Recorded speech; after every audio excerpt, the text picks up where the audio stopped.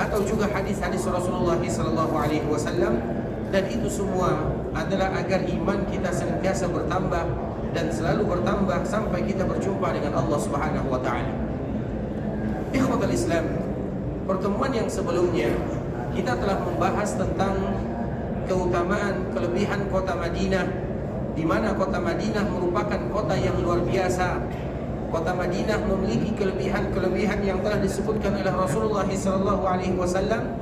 Dan pada kesempatan yang berbahagia ini kita akan melanjutkan sedikit tentang keutamaan dan kelebihan kota Madinah, agar kita bisa memanfaatkan momen yang indah tersebut untuk selalu meningkatkan kualitas ibadah kepada Allah Subhanahu wa taala. Sebelumnya kita telah menyebutkan di antara kelebihan kota Madinah adalah hadis Rasulullah SAW, yaitu hadis dari sahabat Abu Hurairah radhiyallahu taala anhu. Sebuah hadis di mana Rasulullah SAW menyebutkan kepada kita ibadah yang luar biasa, yang mana tentunya kita berusaha semaksimal mungkin agar mendapatkan apa yang telah dijanjikan oleh Allah Subhanahu wa taala dan apa yang telah dijanjikan oleh baginda Nabi kita yang mulia sallallahu alaihi wasallam.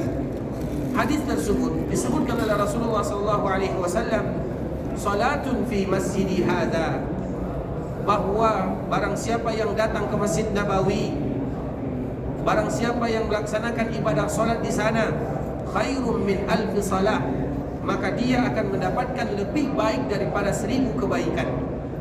Dan ini merupakan keutamaan yang lain daripada keutamaan kota Madinah, yaitu barang siapa yang datang ke sana, terutama Masjid Rasulullah SAW. Dan kemarin telah kita menjelaskan mana Masjid Nabawi. Masjid Nabawi seluas apapun dilakukan perluasan, maka itu tetap menjadi Masjid Nabawi.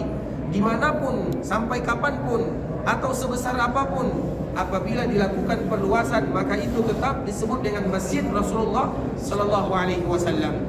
Nah, di antara keutamaannya, barang siapa yang sholat di sana, maka dihitung lebih baik daripada 1000 kali lipat dibandingkan dia sholat di tempat-tempat yang lainnya, illal masjidil haram, kecuali bagi mereka yang sholat di Masjidil Haram yang ada di Mekah. Karena memang Masjidil Haram yang ada di Mekah tentunya dilipat gandakan oleh Allah Subhanahu wa taala 100.000 kali lipat dibandingkan sholat di tempat yang lainnya. Sekarang kita akan melihat hadis Rasulullah SAW. Yang pertama, Rasulullah SAW menyebutkan kalimat salat. Rasulullah SAW menyebutkan kepada kita salatun, yaitu barang siapa yang melakukan ibadah salat di Masjid Nabawi. Kita tahu kalimat yang disebutkan oleh Rasulullah SAW adalah kalimat yang berbentuk nakirah. Maknanya apa? Karena di dalam istilah bahasa Arab ada istilah ma'rifah dan ada istilah nakirah. Ma'rifah itu biasanya secara umum tandanya adalah menggunakan alif lam di awalnya. Misalnya kalimat-kalimat salatun, maka diucapkan as-salatu, maka itu disebut dengan kalimat ma'rifah, sesuatu yang kita mengetahuinya. Salat yang mana yang disebutkan oleh baginda kita tahu, sehingga kalimatnya disebut dengan as-salatu, menggunakan alif lam di awalnya. Kemudian yang kedua ada namanya nakirah. Nakirah itu diambil dari kata-kata nakirah. Nakirah itu sesuatu yang kita tidak tahu. Seperti misalnya kalimat mungkar. Mungkar itu adalah sesuatu yang kita tidak tahu, sehingga disebut dengan mungkar.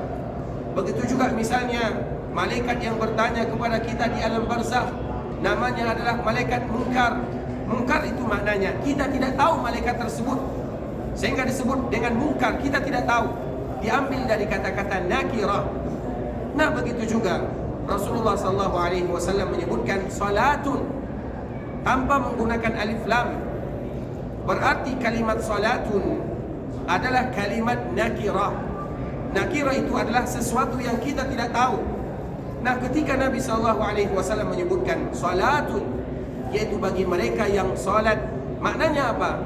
Salat apa saja yang mereka lakukan selama mereka berada di Masjid Nabawi. Salat apa saja, tanpa melihat apakah itu salat wajib, itu sudah pasti, atau salat sunat, itulah sesuatu yang harus kita perbanyak melakukan di sana. Karena kalimat salatun mencakup semua salat yang kita lakukan. Salat apa saja? Apabila ada seseorang melakukan ibadah salat di Masjid Nabawi, maka dia akan mendapatkan pahala yang dijanjikan oleh baginda yang mulia sallallahu alaihi wasallam. Sehingga apabila kita diberikan kesempatan oleh Allah Subhanahu wa taala, maka kita akan memanfaatkan untuk melaksanakan salat yang begitu banyak, terutama salat-salat yang dianjurkan bagi kita untuk melakukannya. Yang pertama kita lihat ada yang namanya salat sunat fajar, yaitu salat pembuka siang. Kita berusaha untuk melakukannya karena Nabi sallallahu alaihi wasallam menyebutkan di dalam hadis Abdullah bin Umar, khairum minad dunya wa ma fiha. Rakaatil fajr khairum minad dunya wa ma fiha. Barang siapa yang melakukan salat sunat fajar 2 rakaat, maka itu lebih baik daripada dunia dan seisinya. Kemudian setelah kita salat sunat fajar, ada salat fajar. Kemudian setelah fajar, maka kita berusaha, kalau seandainya kita bisa, jangan keluar dulu dari Masjid Nabawi. Kita tinggal dulu di sana, mungkin hampir sekitar 1 jam, kurang lebih 1 jam, karena setelahnya ada lagi yang namanya salat sunat syuruk. Salat sunat syuruk itu disebutkan oleh Rasulullah SAW bagi mereka yang melakukannya sesuai dengan syarat yang telah ditentukan, yaitu salat subuh berjamaah bersama kaum muslimin. Kemudian dia tidak keluar dari tempat salatnya, kemudian dia berzikir kepada Allah Subhanahu wa taala, kemudian dia tidak berhadas, maka dia akan mendapatkan pahala haji yang sempurna. Bukan pahala yang main-main disebutkan oleh Allah, dan juga bukan pahala yang main-main disebutkan oleh Rasulullah sallallahu alaihi wasallam. Kemudian setelahnya ada lagi salat duha. Kemudian ada lagi yang namanya salat rawatib. Kemudian ada lagi salat 4 rakaat sebelum zuhur, 4 rakaat setelah zuhur. Kemudian ada lagi salat 4 rakaat sebelum asar. Kemudian setiap antara azan dengan iqamah ada lagi salatnya. Kemudian ada lagi salat malam. Kemudian lagi ada salat witir. Semua salat yang kita lakukan di masjid Rasulullah sallallahu alaihi wasallam, maka itu dinilai pahala oleh Allah Subhanahu wa taala. Sehingga disebutkan oleh Imam Malik rahimahullahu taala, terutama bagi mereka yang jarang-jarang datang ke kota Madinah, maka dianjurkan bagi mereka untuk melakukan salat sunat di Masjid Nabawi. Karena kita tahu hukum asal salat sunat itu di rumah, dan kita juga tahu Nabi sallallahu alaihi wasallam melakukan salat sunat di rumah. Tetapi bagi mereka yang zuwar, bagi mereka yang jarang datang ke kota Madinah, dianjurkan bagi mereka untuk memperbanyak salat sunat di Masjid Rasulullah SAW untuk mendapatkan keberkahan dan janji yang telah disebutkan oleh Rasulullah SAW. Oleh karenanya Rasulullah SAW menyebutkan salat di Masjid Nabawi. Salat apa saja? Salat sunat yang kita lakukan, maka itu juga termasuk ke dalam kalimat salatun yang dijanjikan oleh Rasulullah SAW. Kemudian juga tidak kalah penting ikhwatul Islam, ini merupakan bentuk saling kita mengingatkan satu sama lain. Terutama selama kita berada di Masjid Rasulullah SAW, ada sebuah salat yang mungkin kita menganggap salat itu adalah salat biasa, padahal itu merupakan salat yang betul-betul memiliki pahala yang luar biasa, yaitu yang kita kenal dengan salatul janaiz, yaitu salat jenazah. Kita tahu salat jenazah, apabila kita melakukan salat jenazah di luar Masjid Nabawi, maka kita akan mendapatkan pahala 1 qiraat, sebagaimana yang disebutkan oleh Abdullah bin Umar. Dan 1 qiraat sama dengan sebesar bukit Uhud. Besar pahala 1 qiraat sama dengan bukit Uhud. Itu kalau seandainya kita sholat di luar. Kalau seandainya kita sholat di Masjid Nabawi, dan kita tahu 5 waktu kita sholat, 5 waktu pula lah dilakukan sholat jenazah. Dan apabila kita melakukan sholat jenazah, maka tentunya sholat jenazah yang dilakukan di Masjid Nabawi berbeda dengan sholat jenazah yang dilakukan di luar Masjid Nabawi, karena pahalanya juga besar.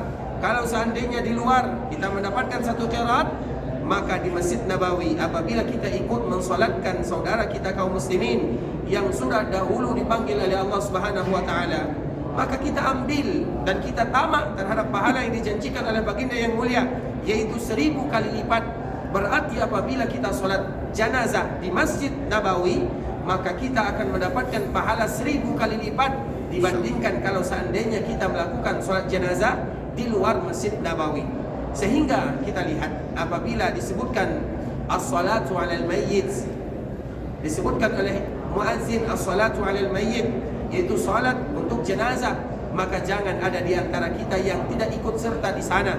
Karena apabila kita mendapatkan satu qiraat di luar, berarti di masjid Rasulullah SAW akan dilipat gandakan sebagaimana yang telah dijanjikan oleh Rasulullah SAW. Karena salat jenazah itu adalah bagian daripada salat, dan salat jenazah disebut dengan ibadah salat sebagaimana salat-salat yang lainnya, hanya saja tata caranya berbeda dengan salat-salat yang biasa kita lakukan.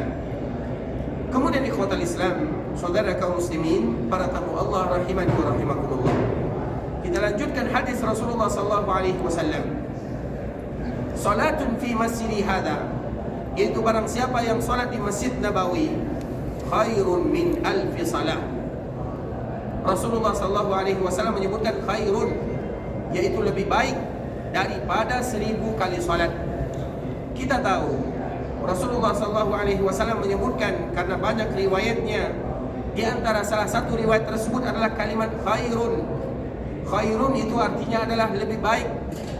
Berarti maknanya adalah barang siapa yang melakukan salat di Masjid Nabawi, salat apa saja, salat wajib, salat sunat, salat jenazah, salat apa saja, khairun kata Rasulullah sallallahu alaihi wasallam, maka itu lebih baik daripada 1000, bukan 1000 kali lipat. Rasulullah sallallahu alaihi wasallam menyebutkan lebih baik daripada 1000, berarti bukan 1000. Sama dengan firman Allah Subhanahu wa taala. Dikala Allah Subhanahu wa taala menyebutkan tentang malam Lailatul Qadar, khairun min alfi syahr. Barang siapa yang beribadah di malam Lailatul Qadar, maka dia akan mendapatkan pahala lebih baik daripada 1000 bulan, bukan 1000 bulan. Berarti maknanya apa? Tidak terbatas. Bisa jadi Allah Subhanahu wa taala memberikan pahala yang luar biasa, bisa jadi 1000 kali lipat, bisa jadi 2000 kali lipat. Karena kalimat khairun adalah kalimat yang memiliki makna yang sangat luas, dan kita tentunya senantiasa berharap kepada Allah.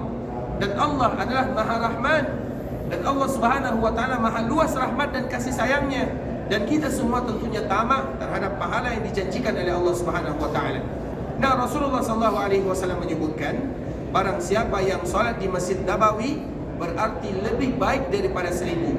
Nah, kadar minimal yang akan dia dapatkan adalah 1000 pahala, 1000 kali lipat.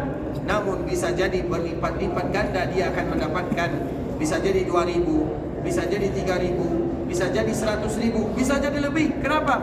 Karena Rasul menyebutkan khairun, lebih baik.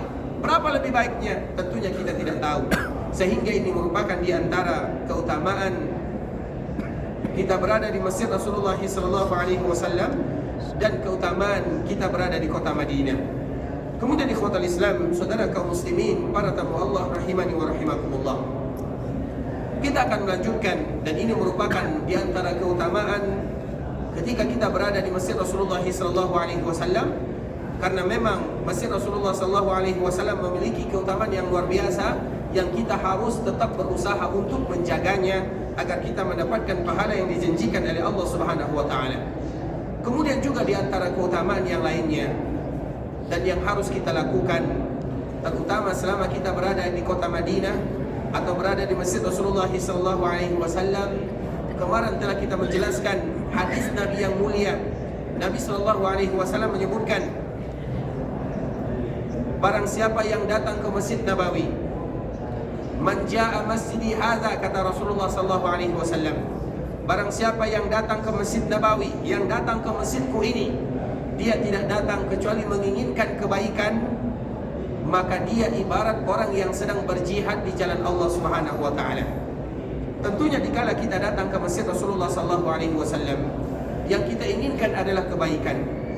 Dan kebaikan apa yang disebutkan oleh Rasulullah? Yata'allamuhu aw yu'allimuhu, yaitu kebaikan dikala seseorang itu memanfaatkan momennya untuk belajar agama Allah Subhanahu wa taala.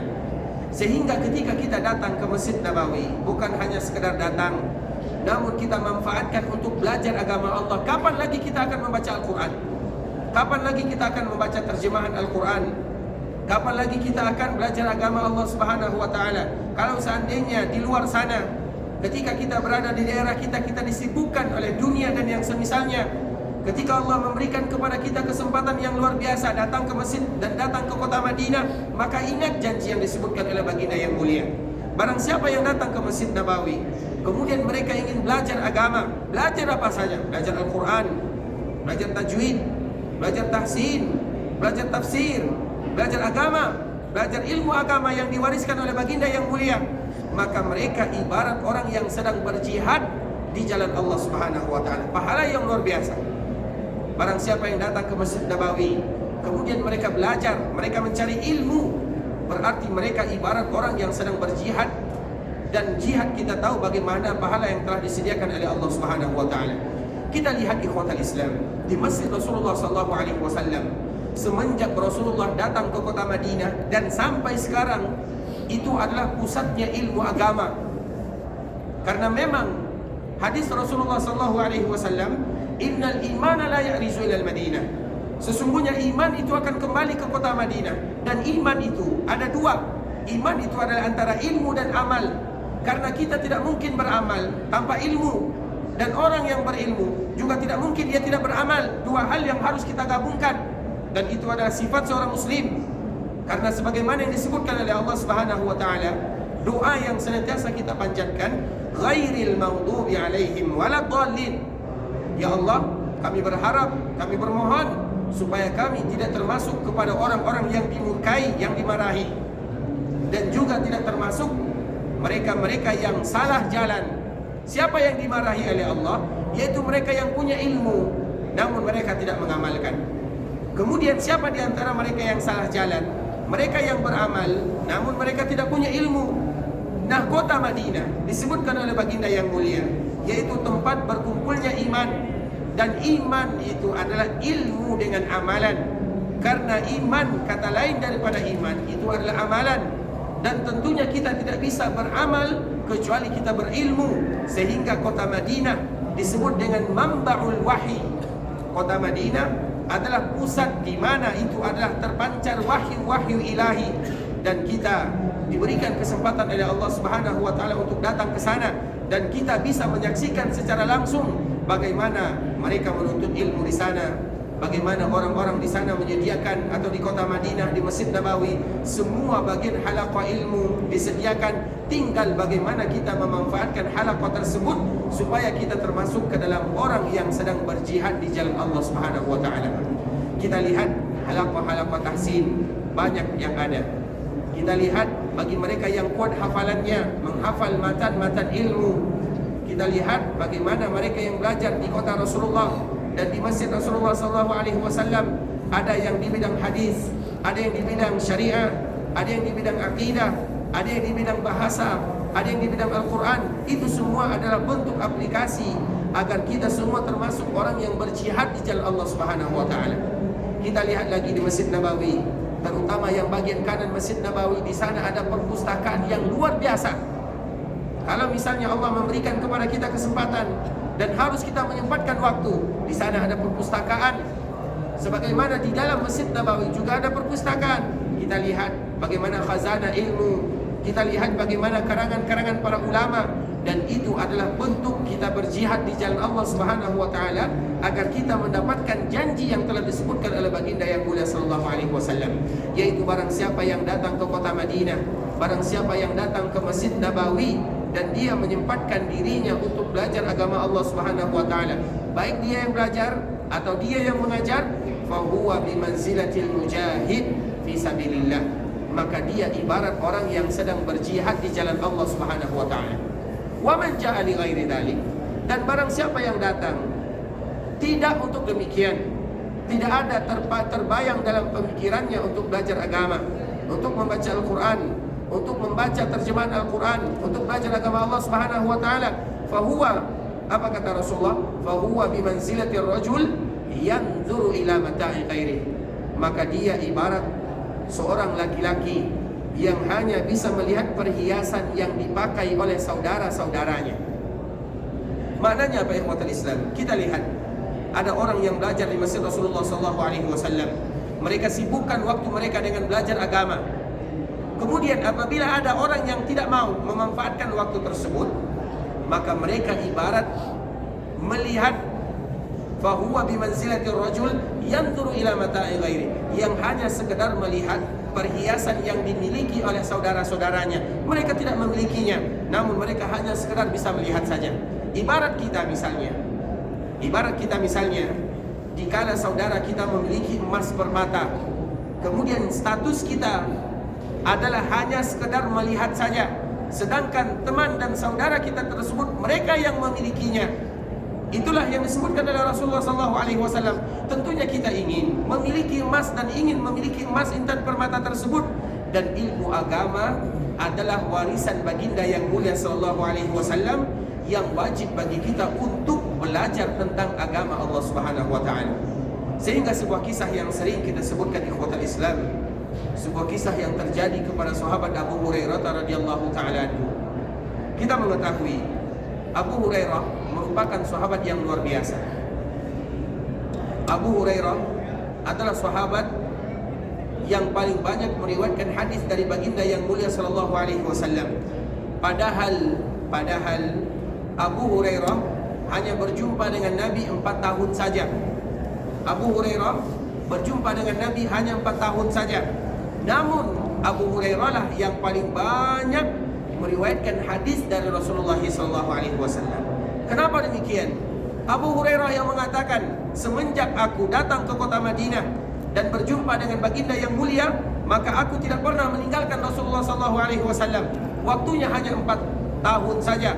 Kemudian dia tidak pernah meninggalkan Rasulullah SAW, dan dia adalah orang yang paling banyak meriwayatkan hadis dari Rasulullah SAW. Dikala Rasulullah SAW meninggal, maka banyak orang yang sudah mulai disibukkan dengan perdagangan. Mereka sudah mulai meninggalkan majlis-majlis ilmu yang ada di masjid Rasulullah SAW. Sehingga Abu Hurairah, dia melihat orang tersebut dan dia datang ke pasar. Kemudian dikala dia datang ke pasar, maka dia menyebutkan kepada orang-orang yang ada di pasar tersebut, pasarnya kota Madinah, yang mana pada saat itu pasar Madinah ada di depan Masjid Nabawi sekarang. Kemudian apa kata Abu Hurairah? Wahai kalian penduduk pasar, tidakkah kalian tahu sekarang di Masjid Nabawi sedang dibagi-bagikan warisan? Abu Hurairah mengatakan kepada orang yang ada di sana, wahai kalian yang ada di pasar, ketahuilah sekarang di Masjid Nabawi sedang dibagikan warisan. Sehingga orang-orang yang ada di pasar, mereka tentunya meninggalkan pasar tersebut karena mereka mengatakan ada warisan yang ditinggalkan, ada warisan yang dibagikan. Bayangan mereka adalah harta, adalah uang. Kemudian pada akhirnya mereka meninggalkan pasar, pergi ke Masjid Nabawi. Ketika mereka sampai di Masjid Nabawi, mereka tidak menjumpai apa-apa. Yang mereka lihat adalah orang yang belajar, yang mereka lihat adalah orang yang membaca Al-Quran, yang mereka lihat adalah orang yang beribadah kepada Allah Subhanahu wa taala. Kemudian apa kata orang tersebut kepada Abu Hurairah? Wahai Abu Hurairah, mana warisannya? Mana warisan yang dibagikan? Apa kata Abu Hurairah radhiyallahu taala anhu? Wahai kalian, tidakkah kalian melihat bagaimana orang belajar agama di Masjid Rasulullah SAW? Bagaimana mereka mengambil jatah agama di Masjid Rasulullah SAW? Tidakkah kalian tahu bahwa warisan yang ditinggalkan Nabi SAW adalah agama? Karena Nabi menyebutkan innal anbiya'a lam yuwarrithu dinaran wala dirhama. Sesungguhnya para nabi tidak meninggalkan dinar dan dirham. Para nabi tidak pernah meninggalkan uang, namun mereka meninggalkan agama. Barang siapa yang mengambil warisan tersebut, maka mereka mengambil bagian yang sangat banyak di dalam agama. Sehingga itulah warisan baginda yang mulia sallallahu alaihi wasallam, yaitu warisan agama. Rugi kita kalau seandainya kita tidak mengambil warisan Rasulullah sallallahu alaihi wasallam. Rasulullah sallallahu alaihi wasallam tidak meninggalkan warisan kepada ahli warisnya. Begitu juga Rasulullah tidak meninggalkan warisan kepada kita sebagai umatnya, kecuali agama Allah Subhanahu wa taala dan itu merupakan warisan baginda yang mulia sallallahu alaihi wasallam. Faman akhadahu akhadha bihadzin wafir, dan barang siapa yang mengambil jatah warisan Rasulullah sallallahu alaihi wasallam, maka mereka mengambil bagian yang sangat besar. Dan beruntunglah kita dikala kita mengambil bagian warisan yang ditinggalkan oleh Rasulullah sallallahu alaihi wasallam, dan itu merupakan di antara kelebihan kota Madinah sebagaimana yang disebutkan oleh Rasulullah sallallahu alaihi wasallam.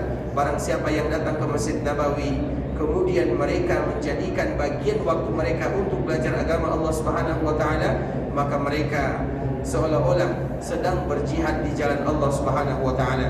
Wa man jaa'a li ghairi dzalika fa huwa bi manzilati ar-rajul yanzuru ila mata'i ghairi, dan barang siapa yang datang bukan untuk yang demikian, maka hanya seolah-olah mereka melihat perhiasan yang ada pada temannya.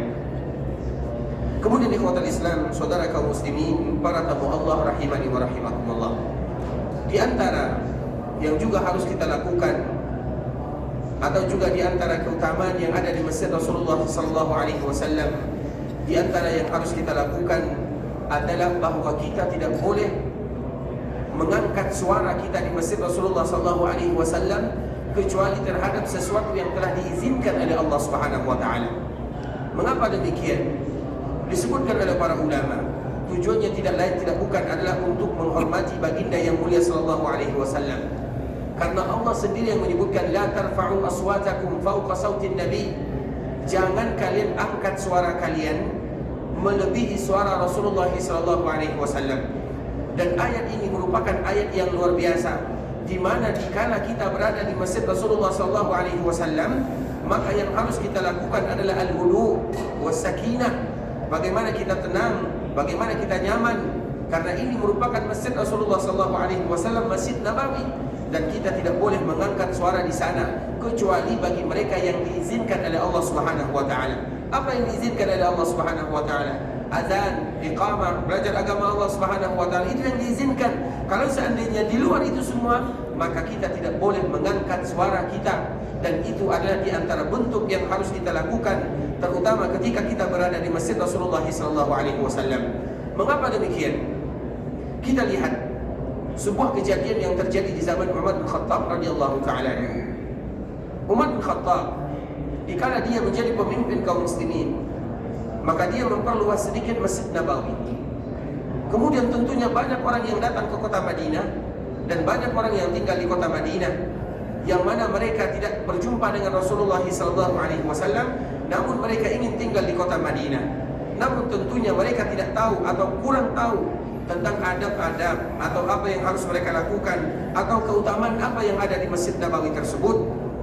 Ketika zaman Umar bin Khattab, ada dua orang laki-laki yang mana mereka mengangkat suaranya.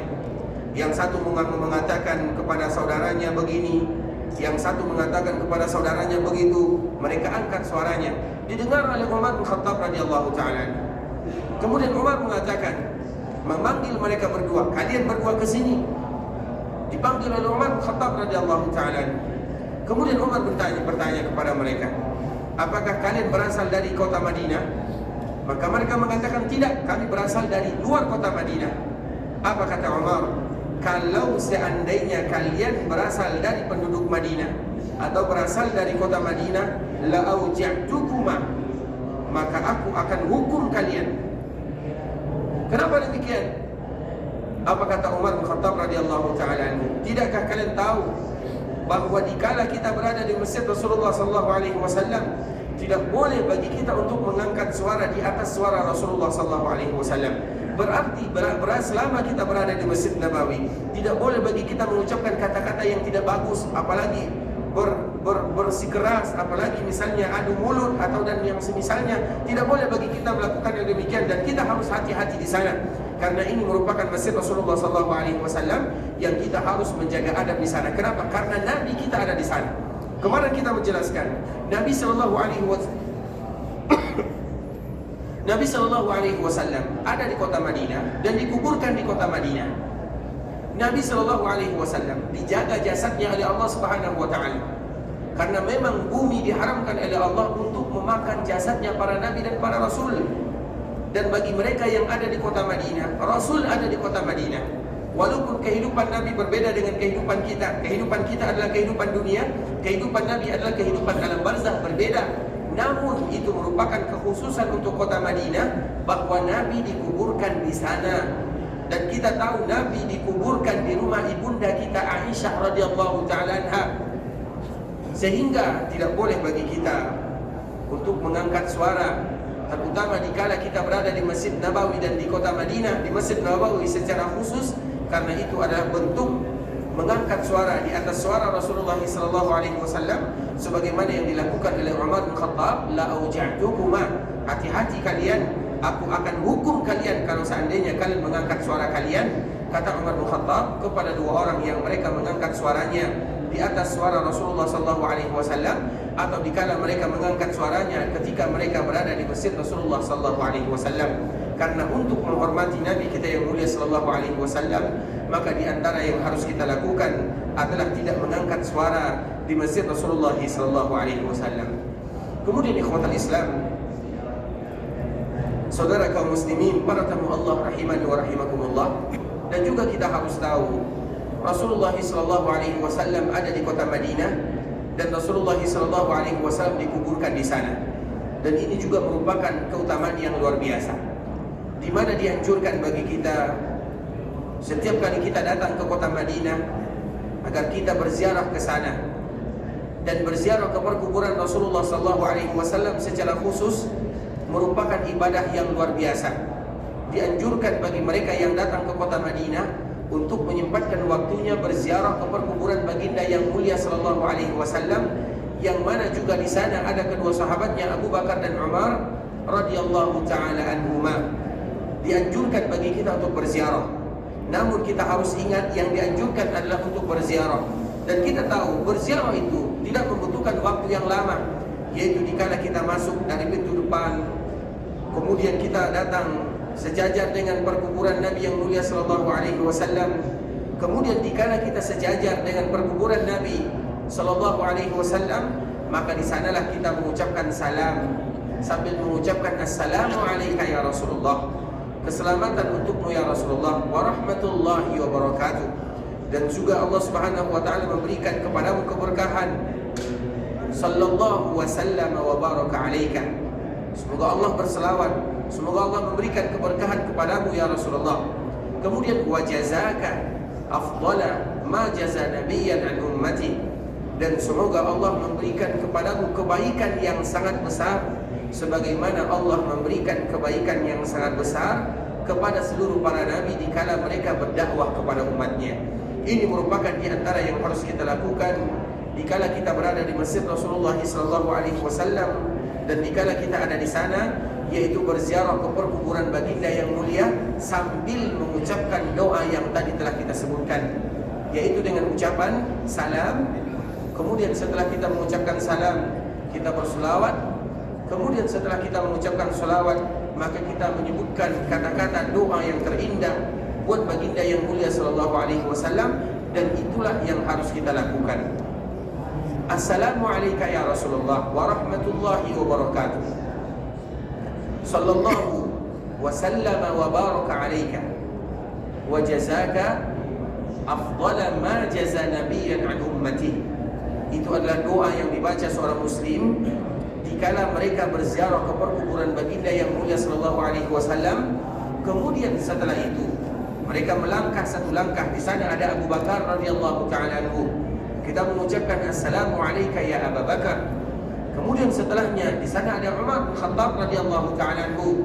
Kita juga mengatakan assalamu alayka ya Umar, sebagaimana anaknya Abdullah bin Umar dikala dia datang ke kota Madinah, maka dia berkunjung berziarah ke perkuburan Nabi sambil mengucapkan salam, selawat dan doa. Kemudian dia mengucapkan salam kepada Abu Bakar. Kemudian pas di perkuburan ayahnya dia menyebutkan assalamu alayka ya abati, salamlah untukmu atau semoga Allah memberikan keselamatan untukmu wahai ayah anda, kata Abdullah bin Umar bin Khattab radhiyallahu taala anhuma. Jadi itu merupakan di antara yang harus kita lakukan dikala kita berada di kota Madinah dan di masjid Rasulullah sallallahu alaihi wasallam, yaitu berziarah ke perkuburan Nabi sambil mengucapkan doa yang tadi telah kita sebutkan, assalamu alayka ya Rasulullah wa rahmatullahi wa barakatuh. sallallahu wa sallama wa baraka alaika wa jazaka afdala ma jaza nabiyyan an ummati. Kalau kita tambah tidak menjadi masalah. Kita sebutkan doa-doa yang indah. Adaital amanah wa ballaghtal risalah wa nasahtal ummah wa jahadta fillahi haqqa jihadi. Kita sebutkan ya Rasulullah, adaital amanah, engkau betul-betul telah menyebutkan dan menyampaikan amanah. Wa ballaghtal risalah, dan engkau telah menyampaikan risalah Islam. Wa adaita wa nasahtal ummah, dan engkau telah memberikan nasihat kepada umat. Wa jahadta fillah, dan engkau betul-betul berjuang untuk menyebarkan agama Allah Subhanahu wa taala. Kita sebutkan kata-kata yang indah dikala kita berziarah ke perkuburan Nabi sallallahu alaihi wasallam. Namun kalau seandainya susah bagi kita, maka cukup bagi kita mengucapkan salam, kemudian selawat, kemudian kita mengucapkan wa jazakallahu afdala ma jaza nabiyyan an ummati. Itulah yang dibaca oleh seorang muslim dikala mereka berziarah ke perkuburan baginda yang mulia sallallahu alaihi wasallam. Ikhwatul Islam, sebelum kita melanjutkan, kita ingin bertanya, siapa di antara kita yang sudah hafal doa berziarah ke perkuburan Nabi sallallahu alaihi wasallam? Silakan angkat tangannya. Silakan. Assalamualaikum ya Rasulullah. Terus itu salam saja. Tadi kita menyebutkan ada 3. Yang pertama salam, yang kedua salawat, yang ketiga puji-pujian atau doa untuk baginda yang mulia sallallahu alaihi wasallam. Bisa diulang? Kami ulang sekali lagi. Assalamualaikum ya Rasulullah wa rahmatullahi wa barakatuh. Itu salam. Salawatnya mana? Wa sallallahu wa sallama wa baraka alaika. Sallallahu wa sallama wa baraka alaika. Doanya mana? Wa jazaka. Semoga Allah memberikan balasan. Wa jazaka afdala, yaitu balasan yang paling afdal. Wa jazaka afdala ma jaza nabiyyan an ummati, sebagaimana Allah memberikan balasan pahala kepada para nabi dikala mereka berdakwah kepada umatnya. Jadi itu merupakan doa yang kita baca dikala kita berziarah ke perkuburan baginda yang mulia sallallahu alaihi wasallam. Siapa yang sudah hafal? Bisa diulang? Salamnya aja. Salawatnya mana? Karena kita tidak boleh salam saja kepada Nabi tanpa bersalawat. Tidak boleh kita salam saja kepada Nabi tanpa bersalawat. Kita harus menggabungkan sebagaimana Allah yang memerintahkan wasallimu taslima innallaha wa malaikatahu yusalluna 'alan nabi ya ayyuhalladzina amanu sallu 'alaihi. Kemudian wasallimu taslima, harus digabungkan antara dua, salawat dengan salam kepada Rasulullah. Kalau salam saja maka itu kurang salamnya kepada baginda yang mulia. Boleh dikatakan kepada Nabi yang lain. Makanya dikala kita berselawat kepada Nabi, apa kita sebutkan?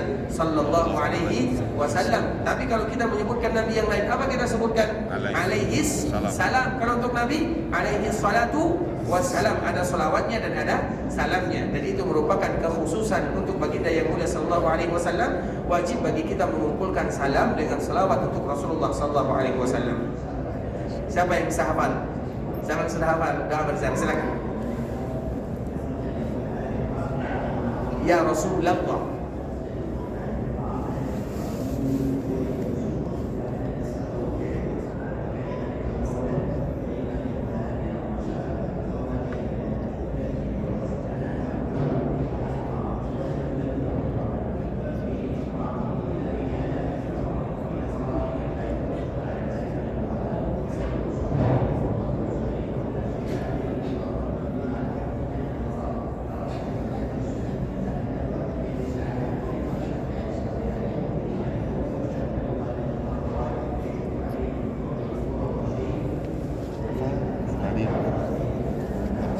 Panjangnya Masya Allah Tabaraka Rahman, Masya Allah Tabaraka Rahman. Itu juga boleh ya, tapi terlalu panjang. Yang lain kayaknya tidak hafal tuh, Masya Allah. Tapi yang mudah singkat, sebagaimana tadi yang telah disebutkan oleh Bapak kita, semoga Allah senantiasa memberikan kesehatan kepadanya. Itu adalah kalimat yang boleh kita sebutkan, terutama ketika kita menyebutkan pujian-pujian untuk Rasulullah SAW. Namun tentunya kita ingin membaca kadar wajibnya, apa yang harus kita lakukan. Dan Masya Allah, jazakallahu khairan, Masya Allah. Silakan. Ini ada hadiah sedikit ya, Masya Allah. Baik, siapa lagi yang lain yang bisa menghafal atau menyebutkan ketika mereka berziarah ke perkuburan Nabi Sallallahu Alaihi Wasallam? Siapa yang hafal? Ada? Silakan Pak. Assalamualaikum. Barakallahu fiikum wa jazakallahu khairan. Assalamualaikum ya Rasulullah warahmatullahi wabarakatuh. Sallallahu wasallam wa baraka 'alaika. Jazaka afdala Ma jaza min nabiyyan. Artinya biasa, assalamualaikum ya Rasulullah. Apa artinya? Semoga keselamatan keselamatan bagi kamu ya Rasulullah, warahmatullah, rahmat wa barakatuh, wabarakatuh dan keberkahan, sallallahu sallallahu kesejahteraan, selawat, baik, wasallama keselamatan dan keselamatan, wa baraka, wabarakatuh dan keberkahan, masya Allah, wa jazaka wajah dan balasan afdala, lebih paling baik, ma jaza, apa yang sebagaimana Nabi Allah memberikan balasan kepada seluruh para nabi. Masya Allah. Silakan Pak, silakan Pak. Syukran ya Pak ya, barakallahu fikum jika khairan. Itu merupakan ikhwatul Islam. Kalau ada yang mencoba silakan angkat tangan ya. Tapi itulah yang harus kita baca dikala kita berziarah ke perkuburan Nabi sallallahu alaihi wasallam, karena tentunya ini merupakan kesempatan yang luar biasa atau momen yang sangat indah dikala kita datang dan dianjurkan bagi kita untuk berziarah. Namun kita harus tahu apa yang kita baca dikala kita berziarah. Jadi kita berziarah ke perkuburan Nabi sallallahu alaihi wasallam bukan hanya sekedar berziarah begitu saja. Bahkan kalau seandainya kita berziarah ke perkuburan saudara kita kaum muslimin, kita mengucapkan doa. Kenapa? Tentunya doa yang terindah kita sebutkan dikala kita berziarah ke perkuburan Rasulullah sallallahu alaihi wasallam. Kemudian setelahnya ada Abu Bakar di sana, setelahnya ada Umar di sana, dan dua orang sahabat ini merupakan sahabat yang mulia. Dikala Allah kumpulkan mereka di dunia, Allah kumpulkan mereka di perkuburannya dan di alam barzakh sebelum Allah kumpulkan mereka bertiga di dalam surganya. Dan itu merupakan kelebihan yang luar biasa yang disebutkan oleh Allah dan disebutkan, dan kita mengetahui dikala mereka berdampingan dengan Rasulullah SAW, yang mana tidak ada sahabat-sahabat yang lainnya yang bisa berdampingan dengan baginda yang mulia SAW. Kemudian dikala kita datang ke perkuburan Abu Bakar, kita mengucapkan salam. Kalau kita mengucapkan doa juga tidak menjadi masalah. Kemudian begitu juga dikala kita berziarah ke perkuburan Umar. Kemudian setelah itu ikhwatul Islam, maka kita dianjurkan untuk keluar dari sana dan kita berziarah ke perkuburan yang kita kenal dengan Baqi' al-Gharqad, yaitu perkuburan Baqi' yang mana Rasul sendiri diperintahkan oleh Allah Subhanahu wa taala untuk berkunjung di sana, sebagaimana kita juga dianjurkan untuk datang ke sana untuk mendoakan saudara-saudara kita kaum muslimin yang ada di Baqi'. Karena di Baqi' itu banyak mereka yang dikuburkan di sana, mulai dari keluarga Nabi, istri Nabi, anak Nabi, sahabat Nabi, para ulama-ulama, bahkan sampai sekarang masih banyak juga mereka yang dikuburkan di perkuburan Baqi'. Dan kewajiban kita yang masih hidup adalah mendoakan saudara-saudara kita yang sudah meninggal sambil kita menyebutkan assalamualaikum ya ahlad diyar minal mu'minina wal muslimin wa inna insyaallah bikum lahikun wa nas'alullaha lana wa lakumul afiyah. Itu merupakan di antara salah satu doa yang kita baca dikala kita berkunjung di perkuburan kaum muslimin, dan di antara salah satunya adalah perkuburan Baqi' yang ada di kota Madinah. Kita mendoakan saudara kita, assalamualaikum ya ahlad diyar, semoga Allah memberikan keselamatan kepada kalian semuanya wahai penduduk kubur, minal mu'minina wal muslimin, dari kalangan orang-orang mukmin dan dari kalangan orang-orang muslim, wa nahnu insyaallah bikum lahiqun, yang mana suatu saat nanti kami pun akan pasti menyusul kalian, kami pun akan berada posisinya sebagaimana posisi kalian, wa nas'alullaha lana wa lakumul afiyah, dan kami berharap untuk kalian, untuk kami dan untuk kalian al-afiyah. Afiyat itu artinya adalah di mana Allah memberikan kepada kita kesehatan, keberkahan di dunia dan juga keberkahan kesehatan di akhirat kelak. Itu disebut dengan afiyah. Itu merupakan di antara hal yang harus kita lakukan ikhwatul Islam dikala kita berada di Masjid Rasulullah SAW dan dikala kita berada di kota Madinah. Dan memang ini merupakan di antara keberkahan kota Madinah, yaitu kota yang sangat luar biasa, yang mana Allah Subhanahu wa taala memberikan kepada kita kesempatan untuk ada di sana, dan tentunya kita ingin meraih, merangkul, mengambil semua pahala yang dijanjikan oleh Allah Subhanahu wa taala, dan semoga Allah Subhanahu wa taala senantiasa dan selalu memberikan kepada kita kemudahan untuk selalu beribadah kepada Allah Subhanahu wa taala. Ikhwatul Islam, saudara kaum muslimin, para tamu Allah rahimani wa rahimakumullah. Kemudian juga di antara kelebihan yang ada di kota Madinah yang kita kenal dengan Raudhah Asy-Syarifah. Kita tahu Raudhah itu disebut dengan Raudhah, itu merupakan taman-taman surga. Sebagaimana hadis baginda yang mulia sallallahu alaihi wasallam, "Ma baina baiti wa minbari raudhatun min riyadil jannah." Di antara rumahku, di antara mimbarku adalah taman di antara taman-taman surga. Apa makna taman surga di sini? Memang sebelum kita menjelaskan tentang makna taman surga di sini, dianjurkan bagi kita untuk datang ke raudhah untuk melakukan ibadah apa saja. Tidak ada kekhususan di sana.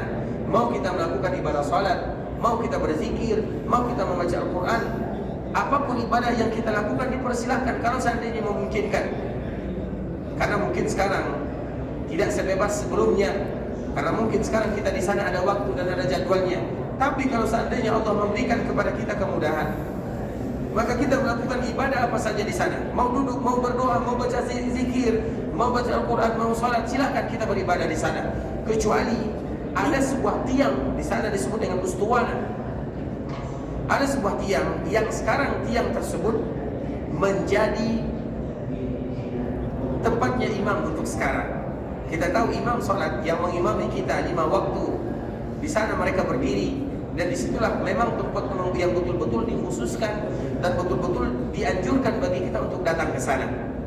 Namun itu adalah sekarang mungkin bagi kita tidak bisa melakukannya, karena sekarang itu adalah posisinya imam. Karena beberapa tahun yang silam dulu imam berada di bagian depan, namun sekarang diambil kebijakan agar para penziarah yang ingin berziarah ke perkuburan Nabi SAW mudah masuknya, tidak antrian di sana. Akhirnya imam dimundurkan ke belakang dan posisi imam sekarang ada di sana. Nah, disitulah dianjurkan betul-betul kita sholat. Namun sekarang mungkin tidak bisa bagi kita, namun raudhah masih bisa kita untuk melakukannya. Nah, dikala kita diberikan kesempatan untuk datang ke raudhah, maka kita melakukan ibadah saja tanpa khususkan ibadah apa saja. Mau kita sholat, kita sholat. Kalau kita bisa baca Quran, kita baca Quran.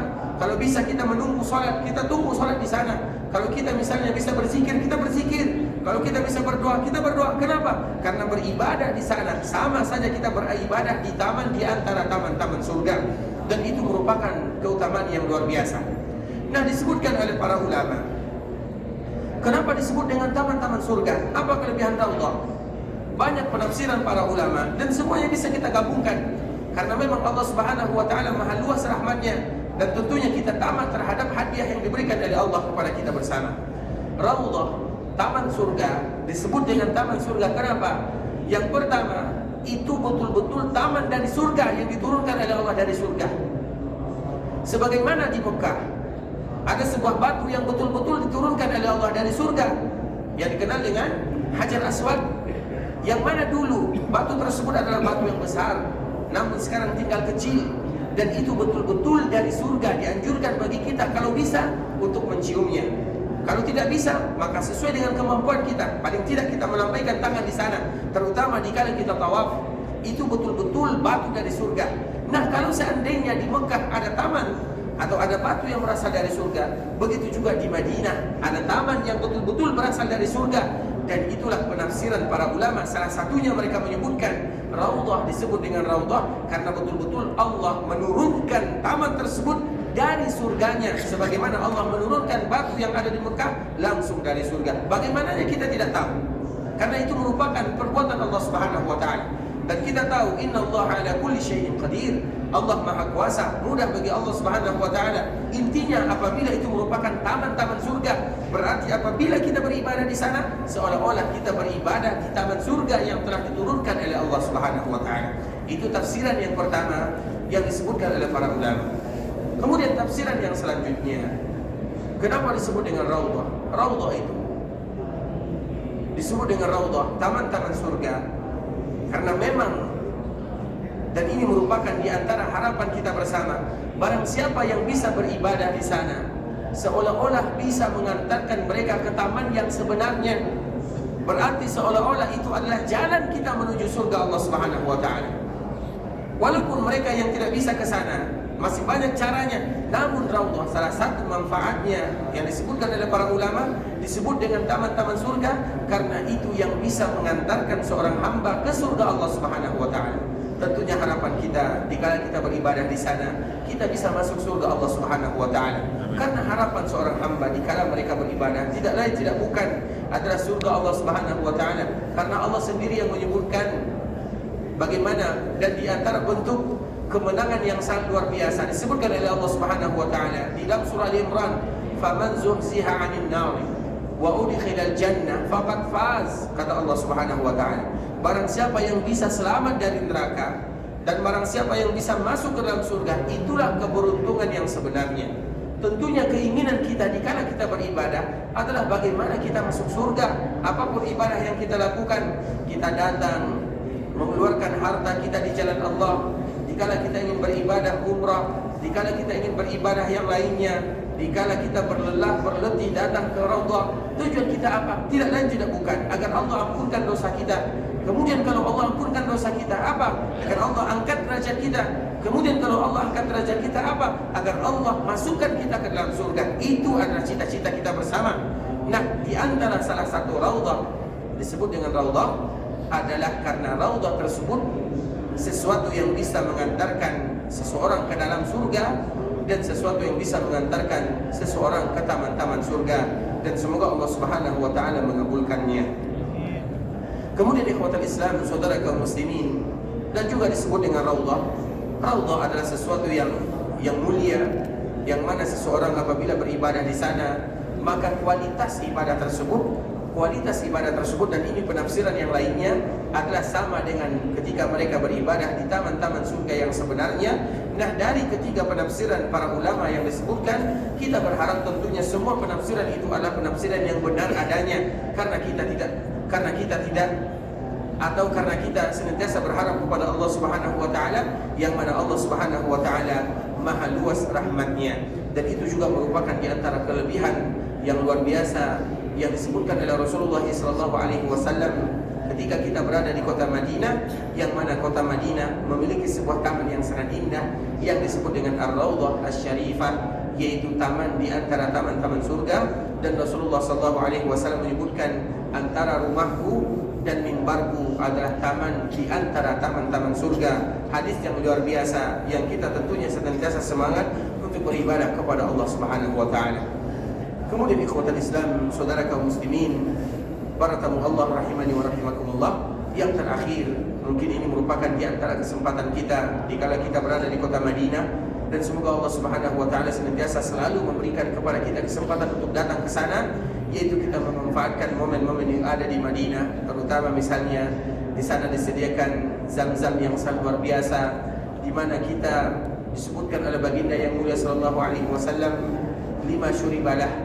Zam-zam itu tergantung apa niat dan apa tujuan kita untuk meminumnya. Walaupun muasalnya adalah berasal dari Mekah, namun Allah memberikan kemudahan kepada kita sekarang yang ada di kota Madinah untuk juga bisa menikmatinya sebagaimana orang-orang Mekah juga bisa menikmatinya. Dan Rasulullah SAW menyebutkan hadis yang telah kita bacakan sesuai tujuannya untuk apa kalian meminumnya, sehingga dianjurkan bagi kita ketika kita berada di sana untuk memanfaatkan momen yang indah tersebut. Kalau bisa kita tidak minum kecuali dari air zam-zam, karena zam-zam ini merupakan air yang berkah yang tergantung apa tujuannya. Tujuan kita ingin minum agar Allah berikan kepada kita kesehatan, Allah akan kabulkan. Apabila Allah misalnya, atau tujuan kita ingin minum agar Allah memberikan kemudahan, agar Allah memberikan kelancaran terhadap keluarga kita, terhadap rezeki kita, Allah akan kabulkan semuanya, namun sesuai dengan permintaan dan doa kita bersama. Karena Nabi sendiri yang menyebutkan 5 syuribalah, yaitu zam-zam, sesuai dengan apa tujuan kita untuk meniatkan. Bahkan juga disebutkan di dalam riwayat yang lain, zam-zam itu adalah ibarat makanan. Makanya dikala kita tinggal di tempat yang ada zam-zam di sana, kalau seandainya kita tidak makan, maka kita tidak akan, atau maka kita akan kuat. Dan ini pernah dicontohkan oleh Abdullah bin Zubair radhiyallahu taala anhu, salah seorang anaknya sahabat Rasulullah sallallahu alaihi wasallam, Zubair bin Awam radhiyallahu taala anhu. Dia pernah tinggal di kota Mekah 17 hari 17 malam lamanya. Dia berada di Mekah, yang dia minum adalah air zam-zam saja, dan itu menjadi kekuatan bagi dirinya. Dia tidak makan makanan yang lainnya. Kenapa? Karena Nabi sendiri yang menyebutkan zam-zam itu bisa menjadi makanan untuk kalian. Sebagaimana juga di dalam riwayat yang lain, zam-zam itu adalah untuk memberikan kesembuhan kepada kalian. Oleh karenanya ikhwatul Islam, dikala Allah Subhanahu wa taala memberikan kepada kita momen yang indah ini, tentunya kita memanfaatkan untuk hal-hal yang positif, hal-hal yang bermanfaat, yang akan memberikan manfaat kepada kita di dunia dan juga memberikan manfaat kepada kita di akhirat kelak. Ikhwatul Islam, saudara kaum muslimin, para tamu Allah rahimani wa rahimakumullah, Mungkin sampai di sini dulu pembahasan yang bisa kita sebutkan, terutama yang berkaitan dengan keutamaan kota Rasulullah SAW. Dan insyaAllah besok kita akan sambung apa saja yang dianjurkan bagi kita untuk menziarahinya dikala kita berada di kota Madinah. Dan pada hari ini kita melanjutkan pembahasan yang sebelumnya, yaitu membahas tentang keutamaan-keutamaan yang ada di kota Madinah secara umum, dan juga keutamaan yang ada di Masjid Rasulullah SAW secara khusus.